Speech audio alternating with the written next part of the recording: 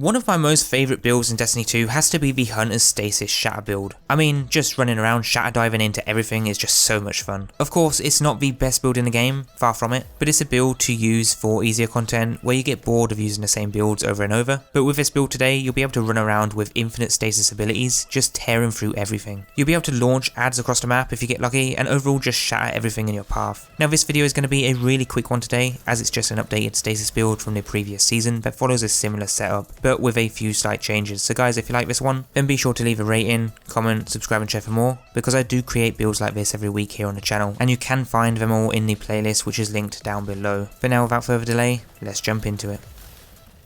So firstly, I will point out that you can use this in endgame PvE like a Master Lost Sector if you want to, but just be aware that when you have certain modifiers like attrition, it's just simply not worth using. So if you want a build that works for everything regardless, then this one is not the build, because this is more of a fun build that you can use in easier content, but it does still work in endgame PvE. You just have to be careful where you use it, as you could just make the activity harder for yourself, but in things like strikes, it's amazing. And not just that, you can also use this build with an eager edge sword to literally fly across the map if you want to as well. So the way you'll use this build, and going into our test and lost sector here, is you'll first start by throwing your grenade near adds and then shatter dive into the wall. This should kill minor adds while creating stasis shards. You'll then pick up those shards to become charge light ×2 and get increased ability regen. You'll then kill adds with your melee, dodge to get it back if needed, spam grenades down and just repeat by chaining between all the abilities that you have. When killing everything with those abilities, you'll generate stasis wells and shards, which will help you get your abilities back quicker, if not instantly, which is what lets you use them with almost a 100% uptime. On the unlikely chance that you have no abilities at all, just running around will actually give you it back faster than normal. Honestly, this is a really good build to use, and to think that our grenade has like a 2.5 minute cooldown, but we're actually getting it back in just 5 seconds, is just insane. Now getting into the setup, and this will be a quick run through,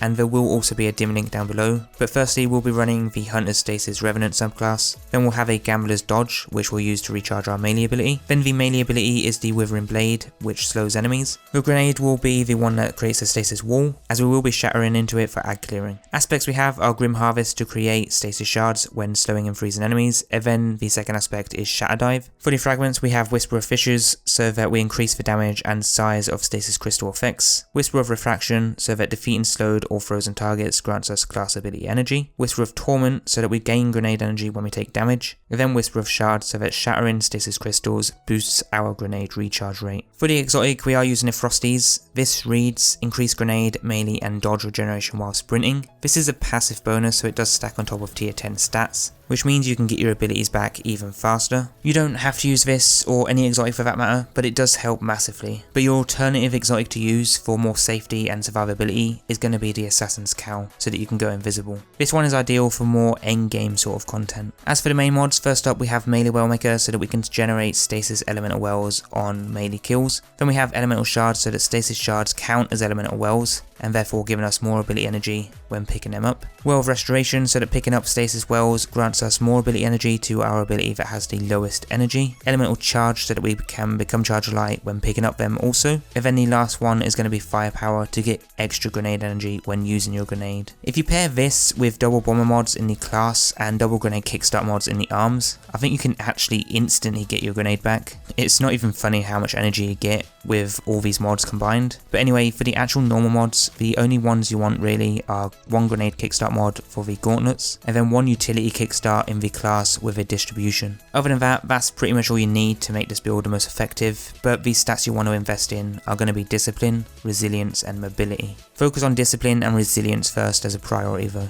Now overall I do like this build, but it's not the best build in the game as of season 18, but it is a build to have fun with in things like strikes, nightfalls or a dungeon, but you will want to change away from these stasis when it comes to doing boss DPS on dungeon encounters and stuff like that. Otherwise, an amazing build for fun and getting any stasis triumphs, challenges or bounties done quickly. But if you don't like this one, then be sure to check out the full playlist of new and updated builds down below, as I do cover them every week here on the channel, and you might just find your new favourite build. But that's all for this one. Let me know your favourite stasis build down below, and until next time, peace.